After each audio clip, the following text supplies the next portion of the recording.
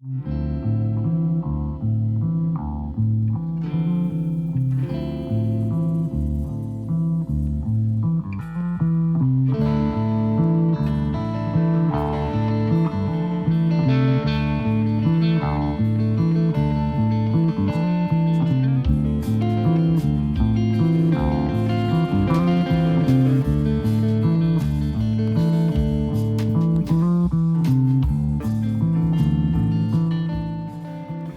might surprise you to discover that you can be treated like a criminal for nothing more than artwork.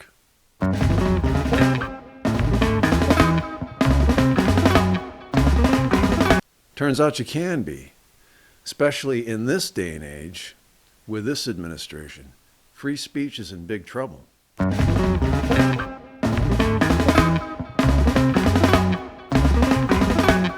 This is a little story about a time that happened to me, and what you can do to prevent it from happening to you if you're creative.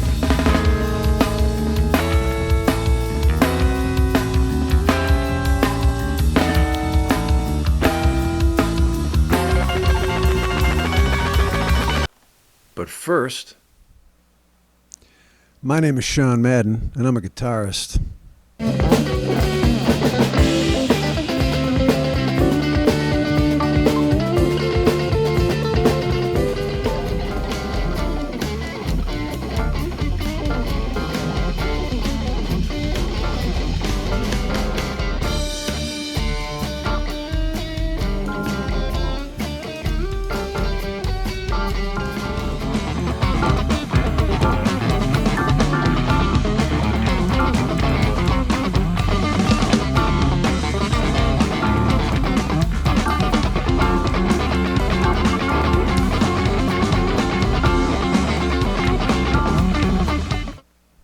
My name is Sean Madden, and I'm also an artist.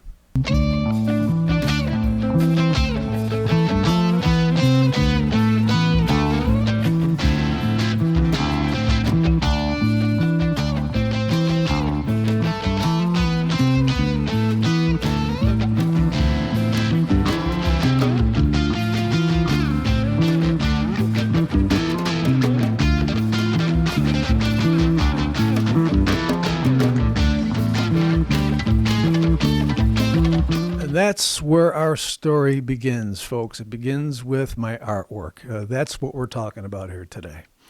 You see, I really had two careers. During the day, I worked as a school counselor in a small rural district. That's all I'm going to tell you about the district. They're really not important. It could be any small rural district. But I worked as a school counselor in a small rural district. And then at night, when I went home, is basically when I did my artwork. And very early on in my career, when I was a young counselor, my artwork was used for science fiction magazines and horror magazines and horror publishers. And I used to get a lot of cover assignments for H.P. Lovecraft publishers and again, underground horror magazines. And my name grew very quickly. And I started to get a lot of assignments for different publishers over in Europe and in Australia and up in Canada. And as my name got bigger and bigger, my ability to illustrate very strange subject matter, very dark subject matter, naturally spread into working with alternative publishers and alternative art galleries. And I got more and more shows. And of course, as you know, subject matter and alternative publishers, it's pretty much open. Anything goes.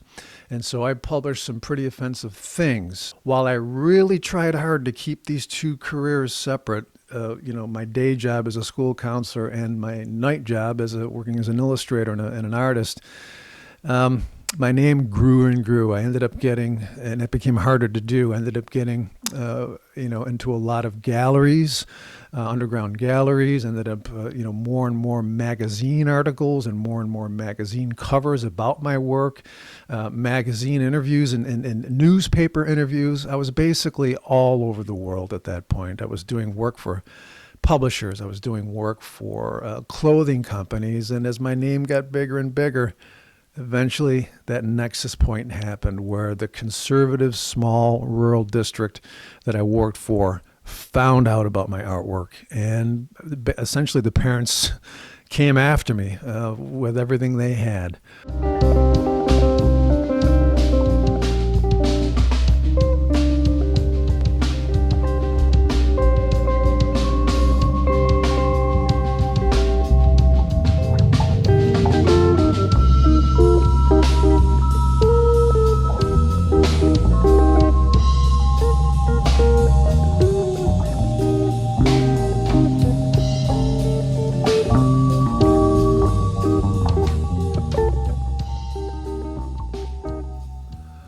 Now, I do have to tell you, this is probably a story that's going to make you mad.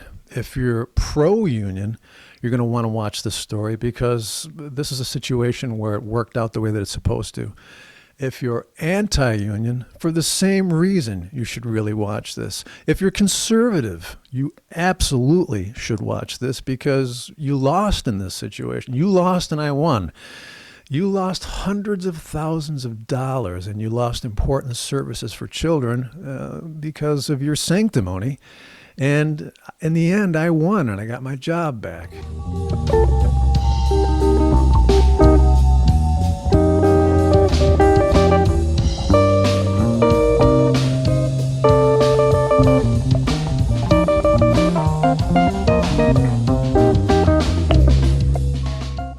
I do want to make clear, though, that this is not an angry video. I'm not some disgruntled employee. I'm making this video in order to help young people who work perhaps in a conservative environment, but at night may also write or may perform music or may do like I was, be an artist or an illustrator.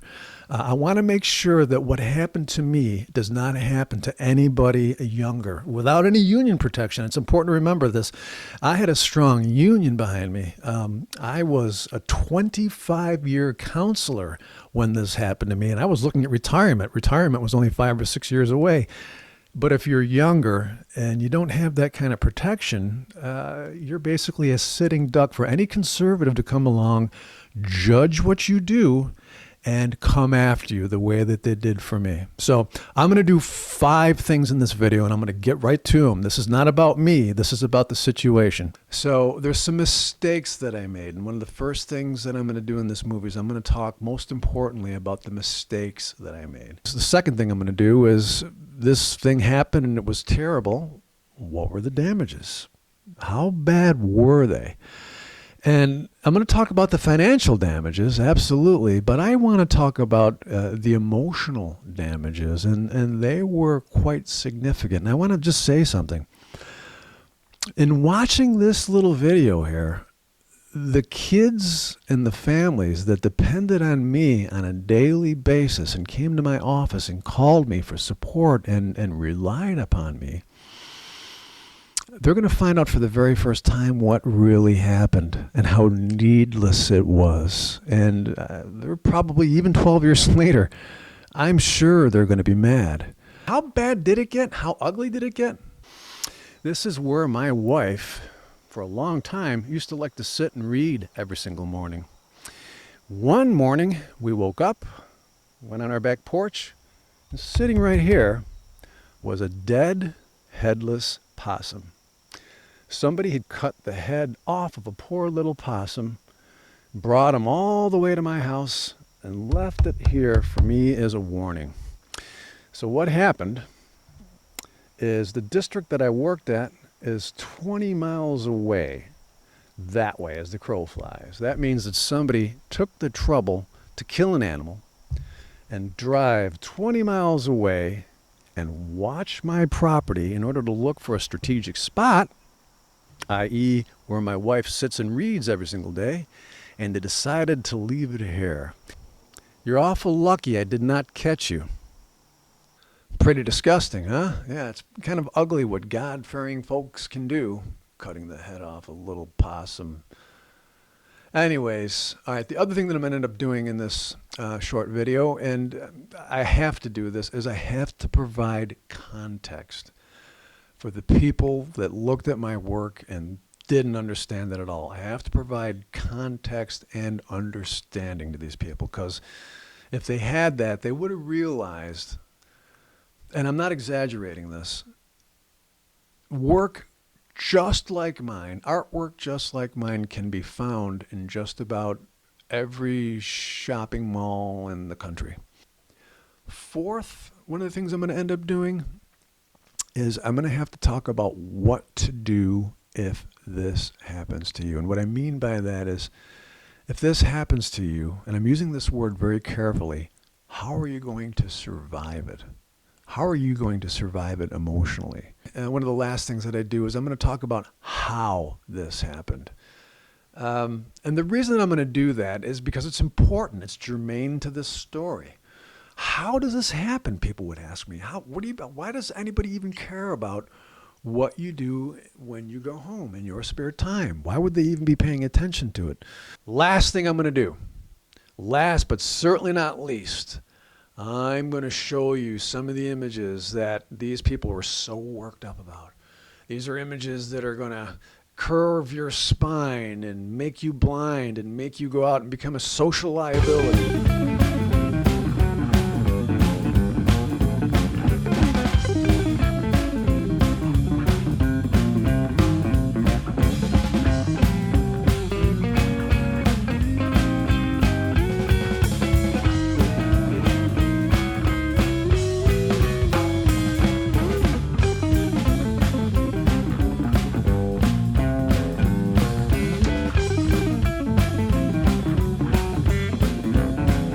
Okay, mistakes I made. 1, use a pseudonym. Publish, paint, draw, whatever it is that you do under an assumed name. Now, I started to do this, and here's one of my mistakes. I stopped. If you're using a pseudonym, don't stop. Online pictures. I did not protect my identity there, and this is my mistake. If you're posting pictures of yourself online, I know this sounds ridiculous. I know it sounds stupid, but protect your identity in some way. Wear a disguise, sunglasses, a hat, something. Do something so that people can't recognize who you are. As I made the mistake of thinking that I was so good at my job that even if somebody did discover the artwork that I was doing, that it wouldn't matter. That somehow they'd say, oh, he's too good, we'll leave him alone. No.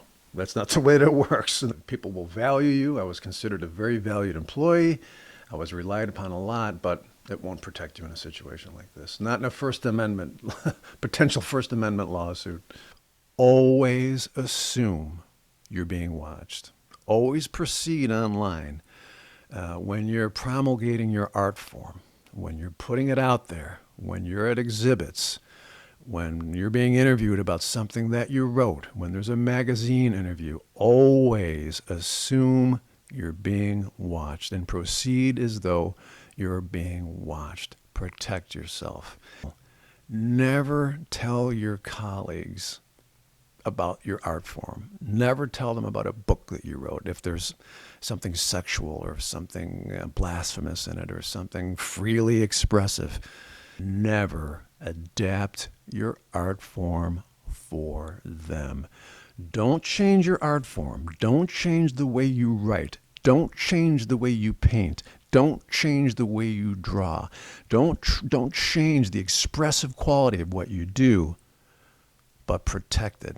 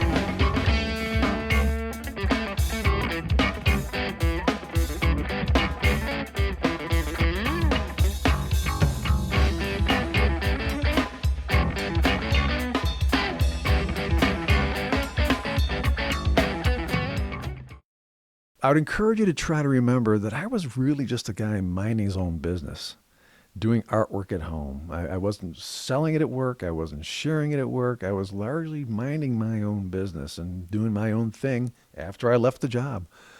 So try to keep that in mind. But all right, so my case, it took 2 years for them to make a decision on my case. That means they had to pay my salary for 2 years. And I wasn't a newbie. I was a 25-year veteran.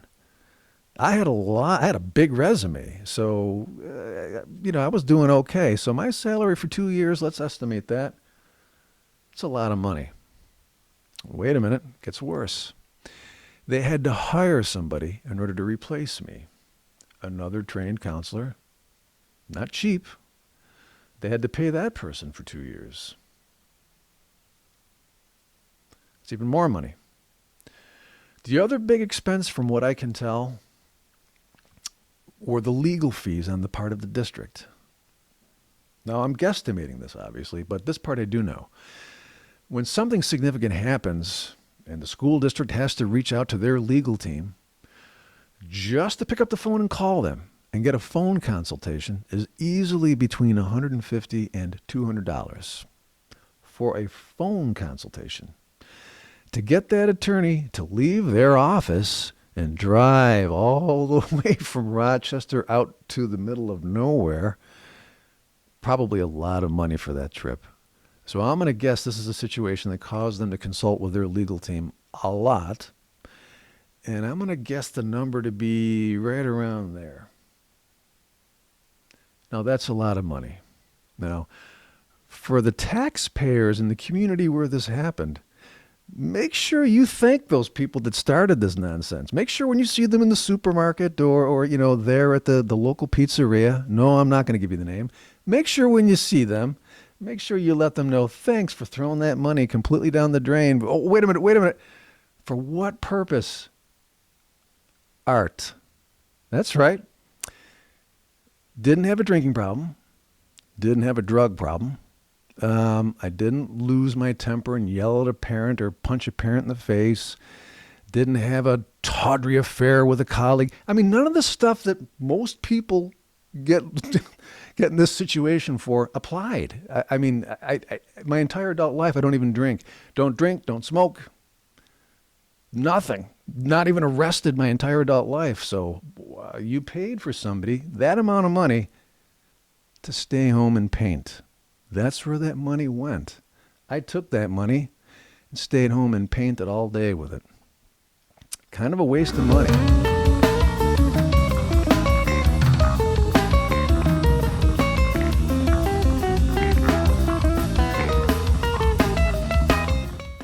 But one of the best ways, I think, to give you this story from the perspective of a parent is to tell you this quick story. After the 2-year mark had come up and I was returned back to work, I had been working this long day, and I was at the end of a long day. I was walking down one of the long hallway in the school, heading toward the parking lot to leave. And there were a group of parents clustered near a doorway, and I didn't want to go near them because the situation was still fresh, but I had to because they were near the exit, so I had to walk by them. And one of them was looking at me, a woman was looking at me, one of the parents, and I started to get stressed. I started to, my adrenaline started to go up, my blood pressure, boom, boom, boom, boom, boom, wondering if one of them was going to say something to me mean, about my artwork or something. But as I kind of tried to go around the group, the woman said, "Mr. Madden."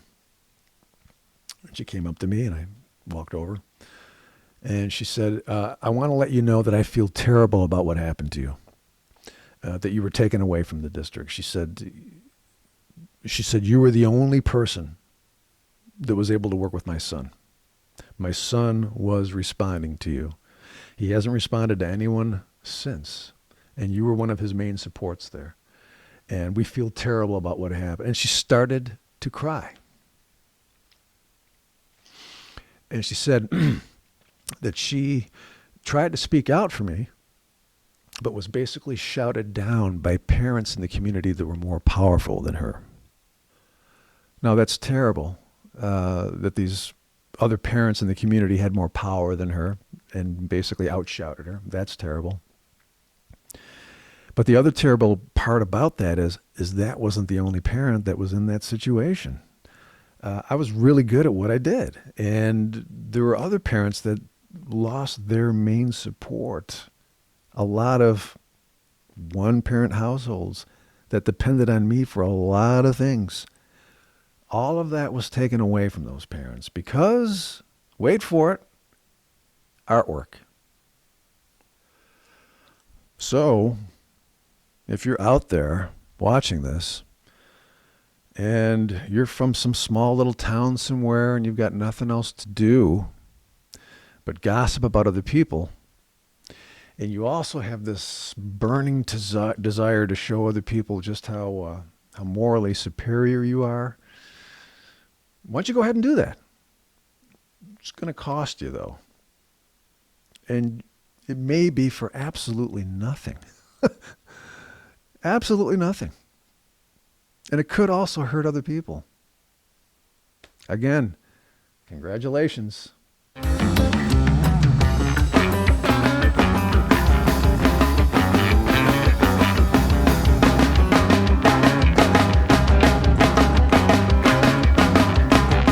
This nightmare scene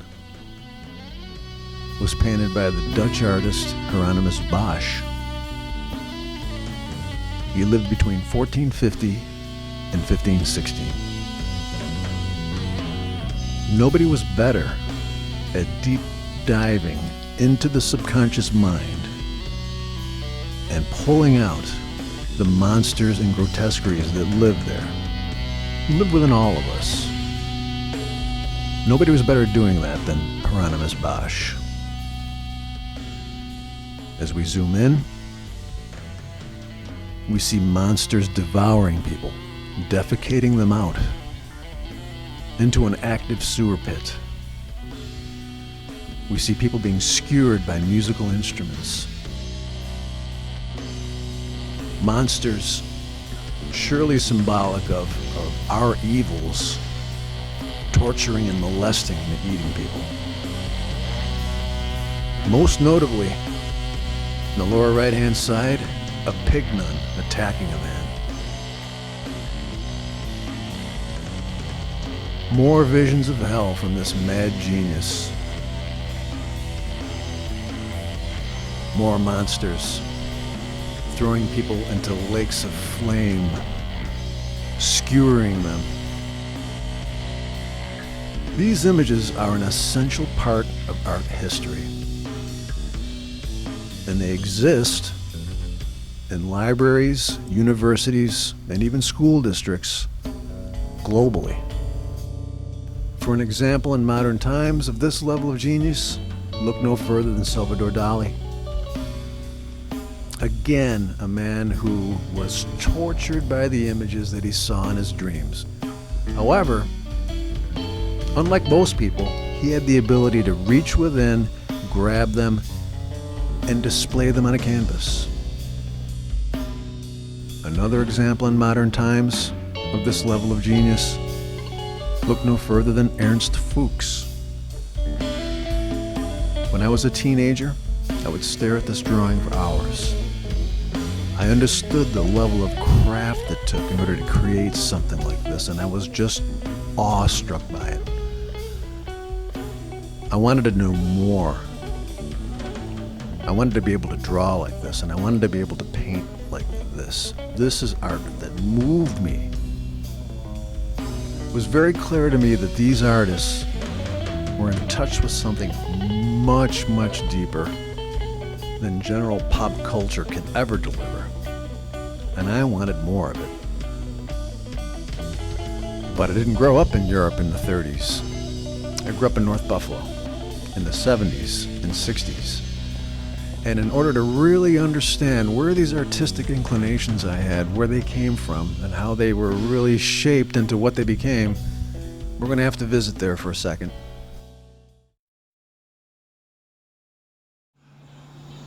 So where was I exposed to all that bizarre artwork and all that crazy thinking and all that crazy culture? Right here. I'm in North Buffalo, New York. Specifically, I'm right on the corner of Hurdle and Virgil. I'm here because in 1967 or 1968, I was just a little kid. I had probably one of the most amazing artistic experiences I've ever had right on this corner, right over there. And this is important for any of you artists that are out there. It shows the power that one random painting in a community can do if a little kid sees it. But in 1967, I was a little kid. I was hanging out on that corner with my friends, and we were watching a mural being painted right in that doorway, right in this building here, in Aliota's. It used to be called Aliota's. It was a kind of a psychedelic rock club back then. and a bunch of hippies were painting a mural, and I remember just being fascinated and hypnotized by the curvilinear patterns that they were painting on this woman's body in the doorway in this mural. These curvilinear, very ornate brush strokes around the woman and these swirling patterns, and I just couldn't stop watching it. And I was hypnotized by it. Many years later, these swirling Art Nouveau-like patterns started to show up in my work. This is my very first published cover illustration, and you can see this influence pretty clearly right here. You can see these curvilinear lines, and you can see the Art Nouveau-like patterns in this soul that's breaking out of this man's back. As we zoom in, we can also see the influences of growing up in the city.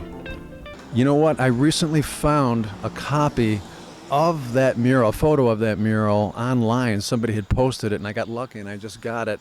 And you can see it right here. There's a van door that's blocking it, but you can see there's the mural right there. That's the painting that I saw as a little kid that made me want to paint curvilinear form. There's something about that painting. Here's another painting of mine where this influence can be seen pretty clearly.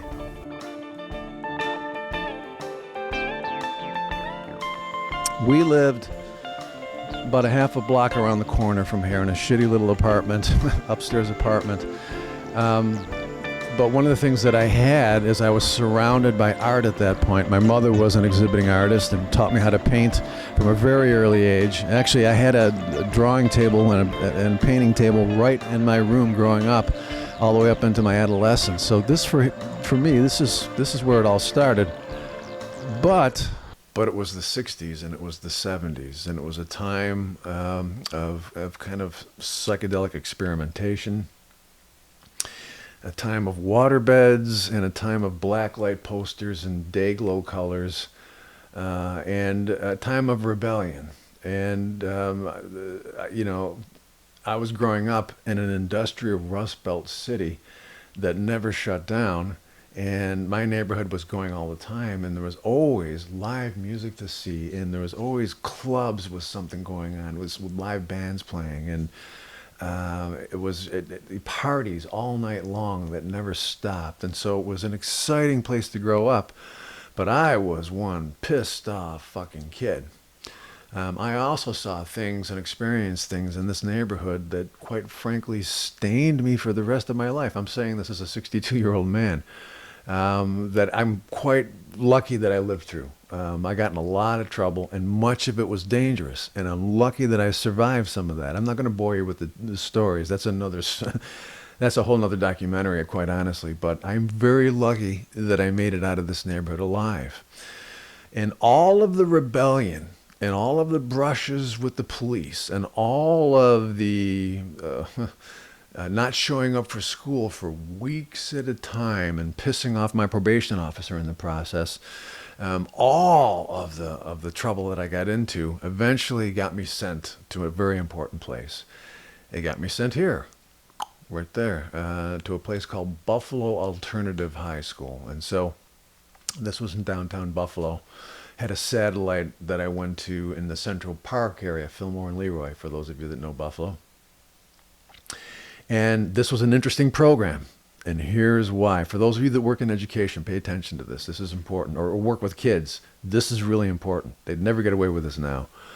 As students there, we had jobs in the morning throughout the community. Mine was working as a janitor in my old elementary school, my K-8 building. And then I would catch a crosstown bus, and we would all of us that had jobs, we would attend this school in the afternoon. Now, if we skipped school and didn't show up that afternoon, we didn't get paid for the morning's work. So it forced us to go to school. So this was an incredible program, and was a lifesaver for me. It changed my life, and here's why. They noticed that I could read anything and that I could write just about anything as well, and they noticed that I can paint. And what they did in order to foster those two skill bases is they pretty much let me read whatever I wanted to, and they gave me some great stuff. They let me read Nietzsche and Jung, and they let me read Carlos Castaneda's, and things that you don't normally read in high school, things that really expanded your mind, and Aldous Huxley. And the other thing they ended up doing is they got me a job in the mornings here. That is City Honors High School, working as a fine arts apprentice, where I got paid to actually study painting and drawing. I mean, that was a life-saving thing for me. My whole life changed as a result of being connected with this program. I started to learn how to use light and shadow in order to create form and how to mix color properly. I learned how to actually see things properly and see the way that light hit things. So, this was a transformative experience for me. Again, I wanted more of it. It was an eye-opening experience for me, and it made me want to go to college. So this is kind of what I'm talking about. This is Hurdle Alley. This is the alley, actually, that I hung out and I grew up in when I was a kid. Today, it is filled to the brim with artists. People are walking around, they're painting murals, they're having a good time, and it goes all the way up both sides of this alley. Down the street, the Allentown, or not down the street, about 2 miles from here, the Allentown Art Festival is happening, and the streets are teeming with people buying and showing and painting art. And go again, look at all these people. So if you want to know what I grew up around and the mindset that I grew up around, you got it right here. This is the way a community should be. And little kids like I was will see these drawings, they'll see these paintings, and they'll be inspired the way that I was. This is what it's all about. And again, this is what it's all about. Imagine how inspiring it would be for a small child to see this mural being painted.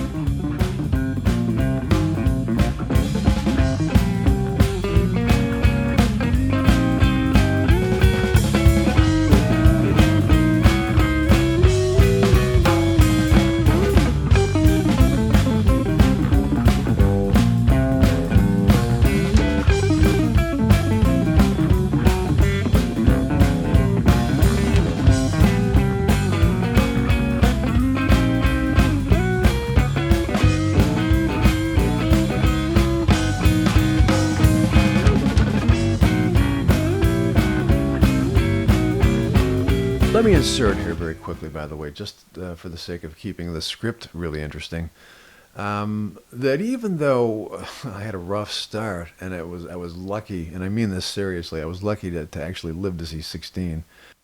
In spite of that beginning, I ended up going on to graduate magna cum laude with my associate's degree in criminal justice. Ended up graduating with my bachelor's degree after that, magna cum laude in criminal justice again. I minored in philosophy. And after working with kids then, I went into working in the juvenile justice system and worked with mentally ill children and adolescents in residential care. Did that for many years. After doing that for a while, I ended up going back and got a master's degree in counselor education. So the only reason that I share this with you is not to talk about my education in some sort of self-indulgent way, but just to give you a sense of the journey that I took. So for those of you that were paying attention in that last segment a while back, you did hear correctly. Yes, ironically, my very first published illustrations, my very first magazine covers, my very first interior spot illustrations were done for a child abuse prevention magazine. Actually, it was an internationally published journal called Treating Abuse Today. Later, they changed it to Trauma Magazine. This, by the way, was their very first cover, the drawing that you saw earlier. This is the cover of The Scream magazine. Quite a catchy title. The Scream was a magazine that I published with a series of with a group of social workers and counselors that I worked with at the time, and we published this journal. We published this art zine because the rates on our caseloads of sexual abuse were so high. We just couldn't stand it anymore. I think in the program that I worked in, the rates of sexual abuse were something like 80%. And they were absolutely awful, dreadful cases of sexual abuse.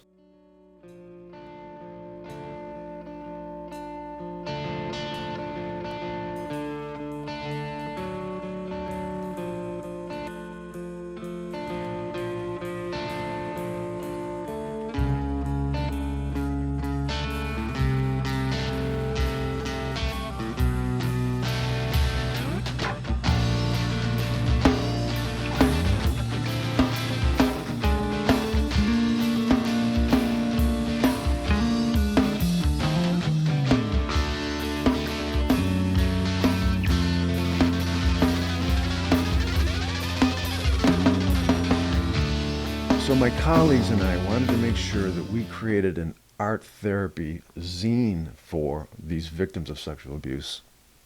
And we put together The Scream. And it featured poetry and it featured artwork of victims globally. I mean, we had people that were in other parts of the country that sent their submissions into us. We had people up in Canada. And so this was a cathartic experience for these victims, and I'm quite proud of it. So now you have that context. Now you know exactly who it is that you came after.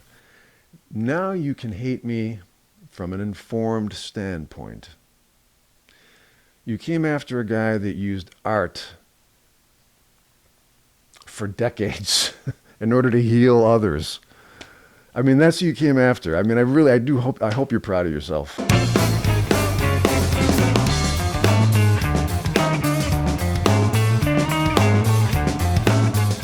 Ostracism is an incredibly powerful thing to experience. There's a reason that primitive societies used to use banishment in order to punish people. It's powerful. You feel it at the very center of your soul.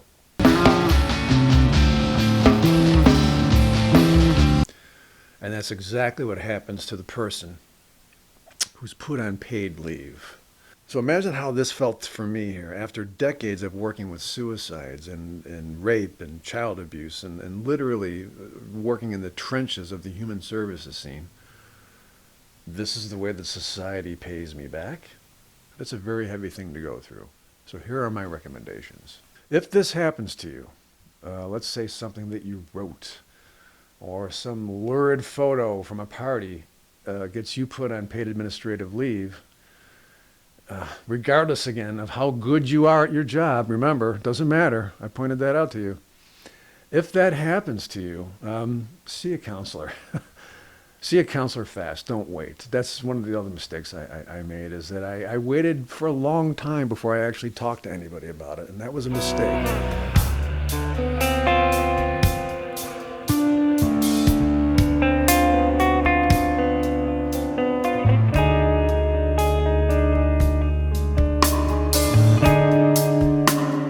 Always make sure that you have another life. Just don't depend on your career for your life. Always make sure that you have other hobbies and other things that you're involved with. Get involved with people. Live your life. I had shows in Buffalo. I had shows in LA. I had art down south. I had art up in Canada. I had art overseas. I was a busy, busy artist. So as soon as I was put on paid administrative leave, I went and I worked in really in that life. So never just depend on your career. For your sense of belonging in the universe. Make sure that you have something else that makes you feel good and that you want to do. If this happened to you when you're an adult, take responsibility for it. I'm not trying to be harsh, but for decades, my office was filled with people who consistently shifted the blame for their problems and their unhappiness onto other people or onto situations. I knew I was working in a small conservative town. I made the decision to stop using the pseudonym, the assumed name, This is my responsibility. It's my fault. I was an adult.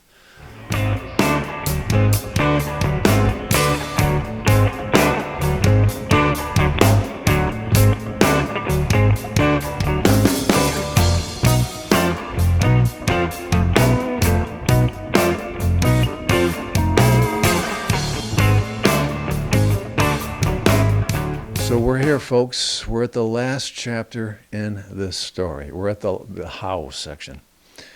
And I have to be honest with you, this is the part of the story that, frankly, I get the most interested in. I'm quite frankly fascinated by it. But it's also, I just have to say this is probably the part of the story where I'm going to make some enemies. I'm probably going to make the most enemies out there. But so be it. This is a story that has to be told. We have to remember that there are millions and millions of creative people out there. They make films, they write poetry, they write stories, they paint, they do all kinds of public arts. And they support, most of them support themselves, not solely on their arts. They have to work day jobs. They work in schools. They work in law offices. They work in insurance agencies. They work everywhere. And all those millions of people, millions and millions of creative people out there that have to support themselves by working a day job, they're all going to be watching this story. And they're going to be wondering where this happened. They're also going to be wondering how it happened, and I'm going to let them know that. Well, in order to understand how, we really have to go visit one of those places, and so let's do that now. This is a small town in the middle of nowhere. You could drive through this place quite literally in 5 minutes. And now I used to really love coming here. It's a quaint little town. It's pretty. I used to love getting pancakes here and stopping and going to the library here. But now when I come here, I kind of get queasy. My skin starts to crawl. And the reason for that is that one of the most prolific gossip queens that I worked with in my entire career worked in the school district in this small town. Now, this woman was fascinating in this sense. She used to present herself like a walking anxiety attack, and really nobody took her seriously. But boy, when she gossiped, she did it with the expertise of an artist. So to explain, this small town was one of maybe 11 or 12 different small towns that I worked with during my last 5 years of employment. The program that I worked with was about 15 miles away from this, and I used to have to drive out to all of these different small town school districts in order to work with the kids there. So I drove out to this district once or twice a week. And in going to all these different small town school districts, I can actually watch the gossip spread. So I became disgusted with this. And even though I put myself in this situation and I had to take ownership for it, it still repulsed me. So in my last 4 months of employment, just before I retired, I decided to do an experiment. I wanted to see just really how quickly things spread throughout this cluster of small towns that I was working with.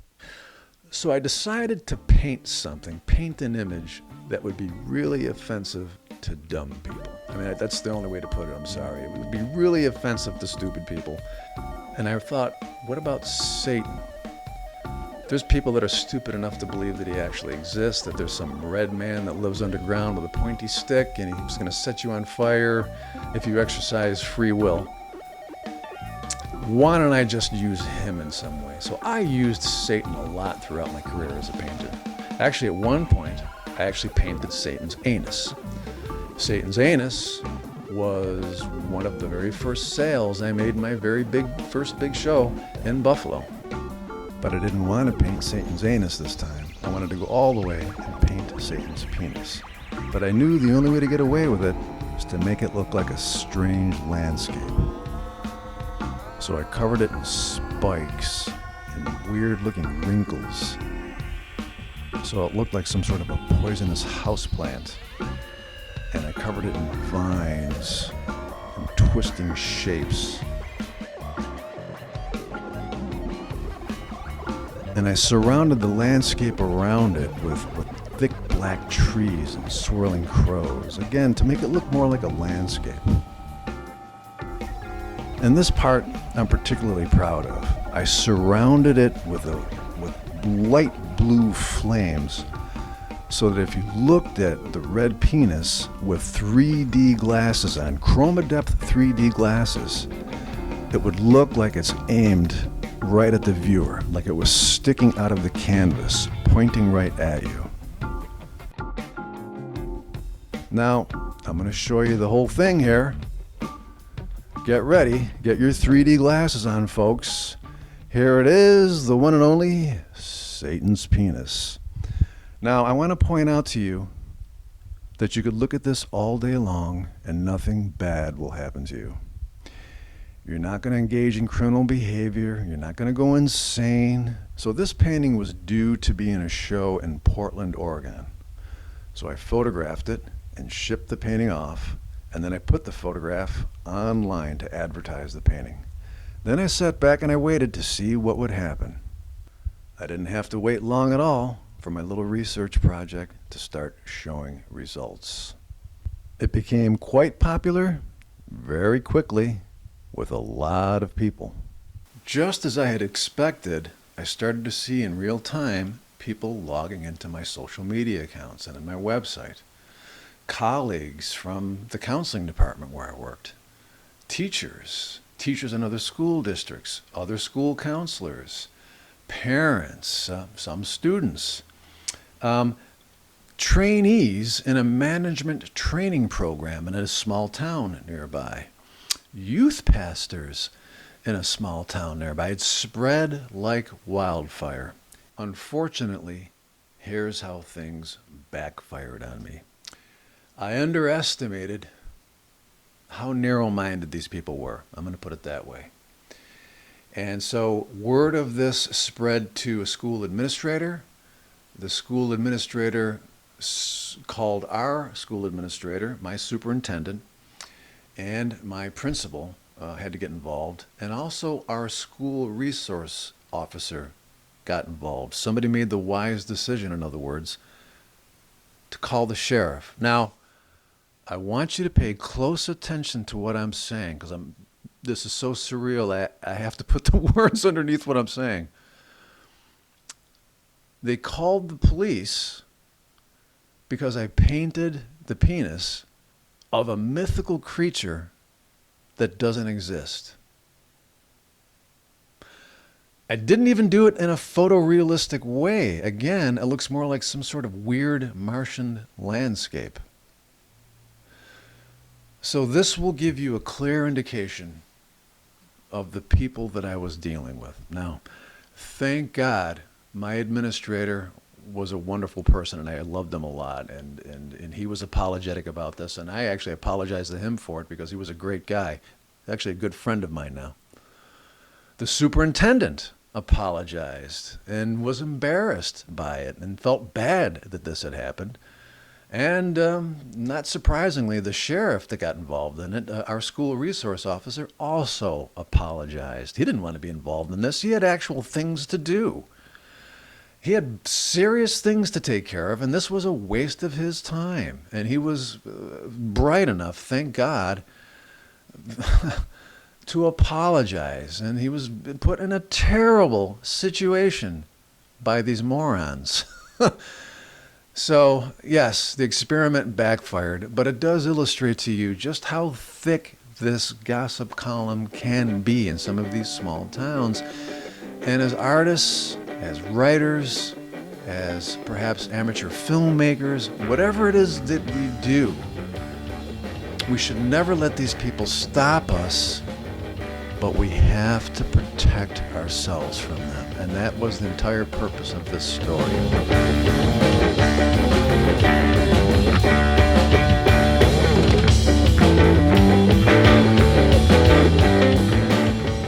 So again, I hope I've helped somebody out there with this story. And I hope I gave you a couple of suggestions that might protect you from having this happen to you. But I didn't forget.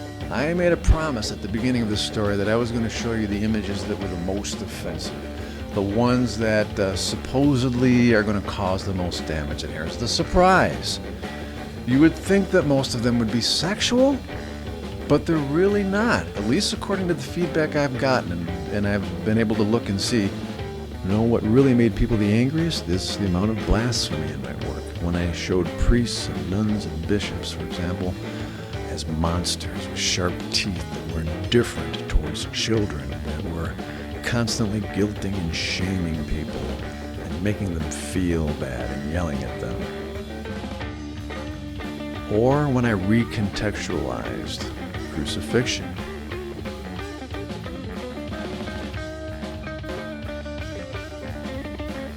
You see, if there's ever been an institution that deserves to be lampooned and deserves to be held accountable for the ridiculous claims that they make and the centuries of guilt and shame that they've heaped upon people, it's the church.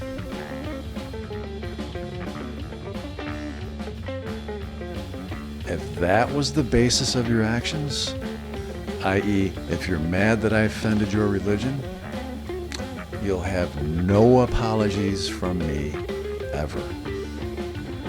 One of the other things that made people mad, showing the relationship between war, big money, and religion.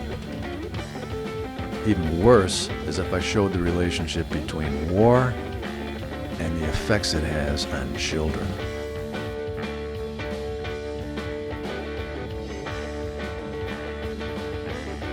People don't want to think about the effect that war has on children, but I think it's important.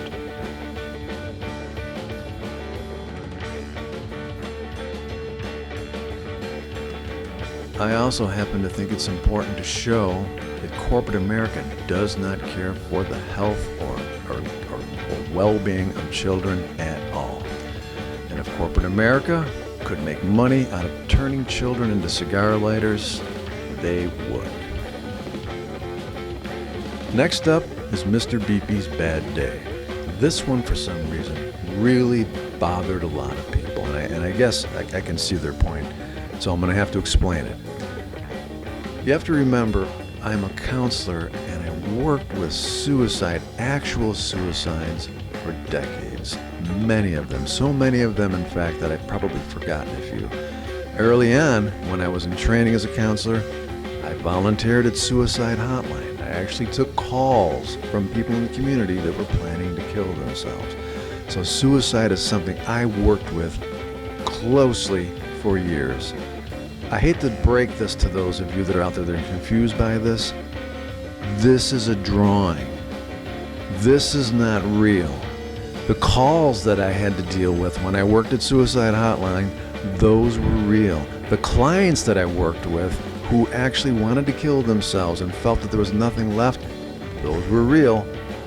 This is a drawing. And to show how many people worldwide hate clowns, I'm sorry to say this, here's a picture of a gentleman all the way over in Cambodia wearing one of my shirts.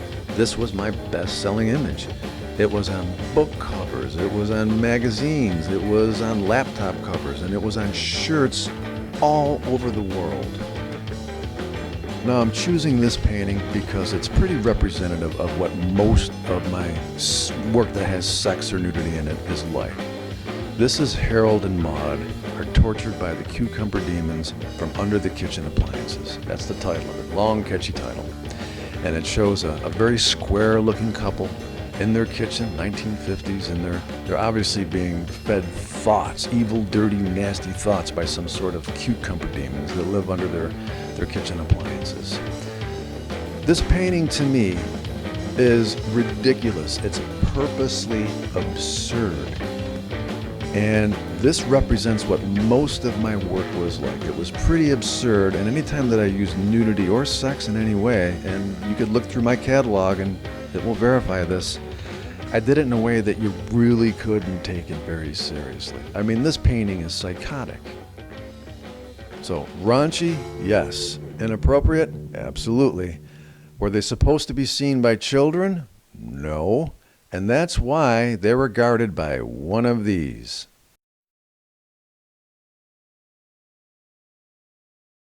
So in closing, I may come off as anti-small town here, and I am not. I want to make clear that I loved the community that I worked for. I loved the parents. I felt it was my honor to work with them, and I loved the kids. If it was, again, it was an honor to work with the kids, and I feel fortunate beyond measure to have been able to have the career there that I did. If one of the least things I can do in this story is to make it more difficult for people like this to just show up at a school board meeting or make a phone call or make some sort of complaint about somebody because they deem them as being morally inferior, if I could stop those people and make it harder for them, then this has been worth it. Thank you for watching, everybody. Those of you that are out there that are, let's say, professional documentarians or publishers, there is way more story here than I'm showing with this low-budget equipment that I've got here. There is a way more story. You want to know more about it? There's my email address right there. You reach out to me and I'll be happy to talk with you about it. Want to reach out to me? You got questions about my artwork or my music? Here's my email address. It's June of 2025 right now, so this is going to be my email address for quite a while. You should be able to reach me there. Thank you for listening, and again, I hope I've made it easier for somebody else. To all the kids I've worked with out there, now you know what really happened. I learned more from you than you learned from me. It was an honor to work with you all. Thank you.